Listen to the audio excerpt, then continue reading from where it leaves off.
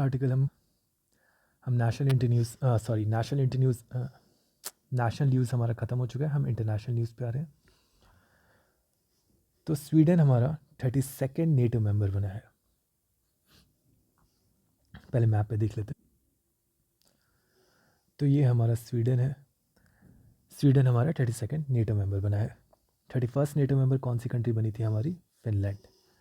तो स्वीडन के एडिशन के बाद बाल्टिक सी के पास जितनी कंट्री हैं एक्सेप्ट रशिया, ये सारी की सारी नेटो के मेंबर बन चुके हैं। तो बाल्टिक सी को एक और नाम दिया गया है हमारा NATO lake. NATO lake. NATO के बारे में थोड़ा सा देख लेते हैं। तो नेटो एक इंटरनेशनल ट्रीटी है, मिलिट्री अलायंस है। ये 1949 में साइन हुई थी via the north Atlantic treaty या फिर वॉशिंगटन ट्रीटी। ये ट्रीटी कहती है कि अगर किसी एक नेशन पे अटैक होता है तो उसको कंसिडर किया जाएगा अटैक अगेंस्ट ऑल। नेटो के स्टेट्स हो चुके हैं अब 32। नेटो का हेडक्वार्टर कहाँ पे है? बेल्जियम की कैपिटल ब्रसल्स में। फिनलैंड हमारा अभी हमने देखा 31st मेंबर बना था। बाल्टिक सी के मेंबर्स देख लेते हैं, कौन कौन सी कंट्रीज़ टच करती हैं। तो बाल्टिक सी के कंट्रीज़, नेबरिंग कंट्रीज़ याद करने के लिए एक सिंपल निमोनिक है। एक बाल्टी पानी के लिए root Germany, sell Poland and Finland. तो इसमें से बाल्टी कीवर्ड है हमारा, तो बाल्टी से बाल्टिक बन जाएगा, यानी बाल्टी के हम कंट्रीज़ कर रहे हैं। Root Germany, sell Poland and Finland. तो रूट से हो गया आपका RD से रशिया, डेनमार्क, फिर जर्मनी आपका, S से आपका हो गया स्वीडन, E से हो गया आपका Estonia, Latvia, Lithuania, sell Poland and Finland. तो पोलैंड एंड फिनलैंड, पोलैंड यहाँ पे हो गया, फिनलैंड यहाँ पे हो गया। नेक्स्ट है first European country to offer digital visa. तो हमारे ओलंपिक्स शेड्यूल्ड हैं पेरिस में 2024 में, LA में 2028 में। तो पेरिस में जो ओलंपिक्स हैं उसके लिए फ्रांस ने डिजिटल वीज़ा देना स्टार्ट किया है ताकि प्रोसेस जल्दी किया जा सके। फिर एक हमारी न्यूज़ थी जनवरी 24 की, first European country to issue digital Schengen visa. तो ये भी फ्रांस बना था। शेंगन वीज़ा क्या होता है हमने उसमें डिटेल में पढ़ा था जैन में। वो वीज़ा बेसिकली यूरोप में जो कंट्रीज़ हैं उन्होंने अपने बॉर्डर पे एक्सेस ईज़ कर दिया है। तो एक कंट्री से दूसरे कंट्री में यूजिंग दिस शेंगन वीज़ा आप जा सकते हो। नेक्स्ट न्यूज़ है क्वाड बिल। तो क्वाड बिल USA ने पास किया है।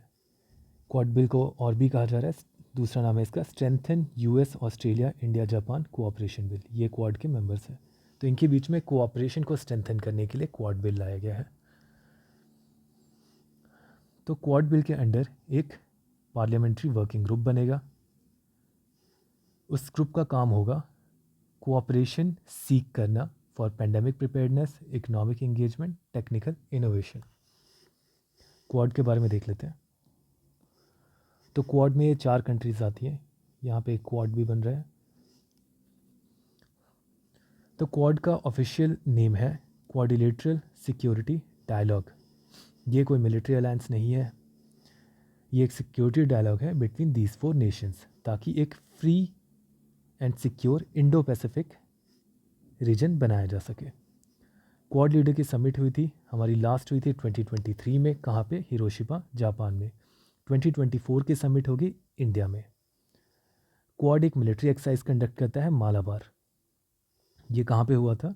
ऑस्ट्रेलिया में, ऑस्ट्रेलिया के कोस्ट में, अगस्त 2023 में।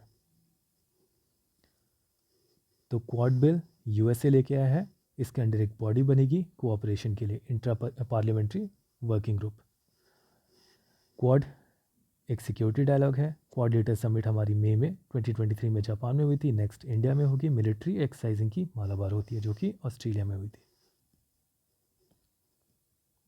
नेक्स्ट न्यूज़ है, तो ग्रीस बन गया है first orthodox Christian nation, first orthodox Christian nation to legalize same sex marriage.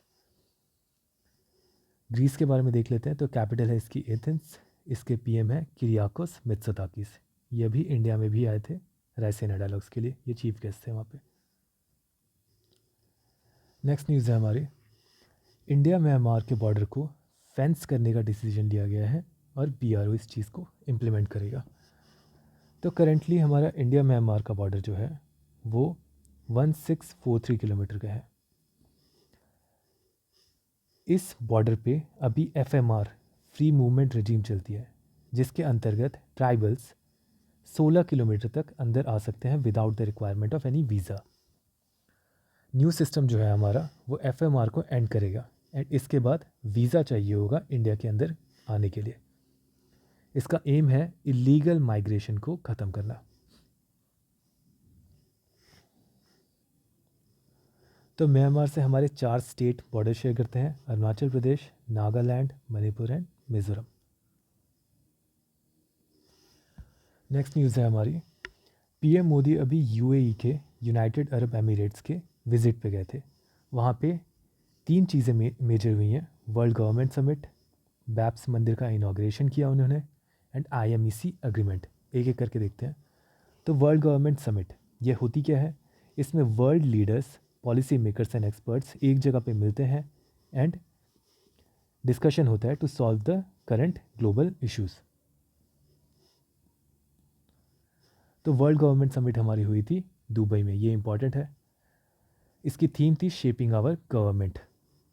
Guest of honour थे इसमें 3 countries, India, Turkey and Qatar. PM Modi ने एड्रेस किया था इस समिट को। तो world government summit Dubai, shaping future government.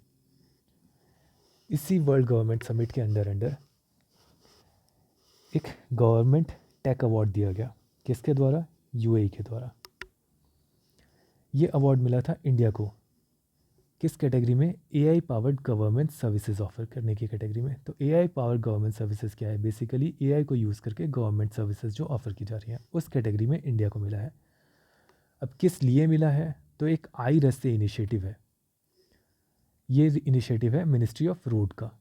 Ministry of road का एक प्रोजेक्ट है आई रस्ते। आई रस्ते बेसिकली AI को यूज़ करेगा रोड एक्सीडेंट को रिड्यूस करने के लिए। नेक्स्ट है बैप्स मंदिर, ये इसका फुल फॉर्म है, याद करने की ज़रूरत नहीं है। तो PM मोदी ने इनाग्रेट किया है बैप्स मंदिर आबू धाबी UAE में। ये फर्स्ट हिंदू टेम्पल है आबू धाबी में। ये फर्स्ट ट्रेडिशनल स्टोन टेम्पल भी है मिडल ईस्ट में। ट्रेडिशनल स्टोन टेम्पल क्या है, ये जो इंडिया में स्टोन्स यूज़ होते हैं उन्हीं को यूज़ किया गया है, सेम टेक्नोलॉजी को यूज़ करके, कंस्ट्रक्शन को यूज़ करके टेम्पल बनाया गया है। तो बैप्स मंदिर आबू धाबी UAE। नेक्स्ट है PM मोदी के विजिट में India middle east Europe corridor, IMEC, India middle east Europe corridor. तो ये जो कॉरिडोर है ये हमारा एक्चुअली में G20 समिट 2023 के टाइम पे साइन हुआ था। ये कॉरिडोर बनाया जाएगा। इस कॉरिडोर में 2 पार्ट हैं, east corridor and northern corridor. जो ईस्ट कॉरिडोर है वो इंडिया को कनेक्ट करेगा हमारे पर्शियन गल्फ से, ठीक है, एंड जो नॉर्दर्न कॉरिडोर है वो पर्शियन गल्फ को कनेक्ट करेगा यूरोप से। इस कॉरिडोर में बेसिकली एक ट्रांसपोर्ट नेटवर्क बनाया जाएगा ताकि ट्रेड एक्टिविटीज़ आराम से की जा सके। तो यहाँ पे रेल, रोड, शिप, ये सारे टाइप के कंस्ट्रक्शन किए जाएंगे, सारे तरीके से कनेक्टिविटी दी जाएगी। तो ये न्यूज़ क्या है इसमें, PM मोदी एंड UAE के जो प्रेसिडेंट है शेख अल नैन, इनने अग्रीमेंट साइन किया है कि क्विकली ऑपरेशनलाइज किया जाए IMEC कॉरिडोर को। तो इस कॉरिडोर का पहला तो एम है ट्रांसपोर्ट नेटवर्क प्रोवाइड करना, दूसरा है चाइना के बेल्ट एंड रोड इनिशिएटिव जो चल रहा है उसको काउंटर भी करना।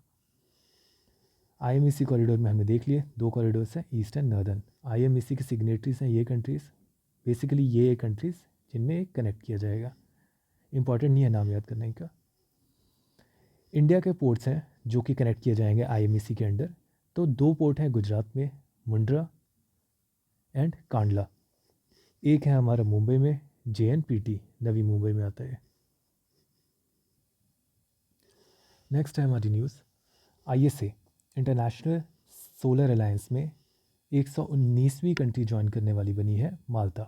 ये माल्टा है हमारी इटली के नीचे। तो आईएसए के बारे में देख लेते हैं। आईएसए 2015 में बना था by the joint effort of India and France. तो ये COP21 में हमारे 2015 में जो हुई थी पेरिस में, वहाँ पे इंडिया एंड फ्रांस मिले थे, इन्होंने आईएसए बनाया था। आईएसए का हेडक्वार्टर है गुरुग्राम हरियाणा में, डायरेक्टर जनरल है अजय माथुर। नेक्स्ट है, यूक्रेन में भी वॉर हुई है, रशिया ने इन्वेड किया है, अटैक किया है। तो जापान ने एक कॉन्फ्रेंस होस्ट की है, यूक्रेन रिकंस्ट्रक्शन कॉन्फ्रेंस।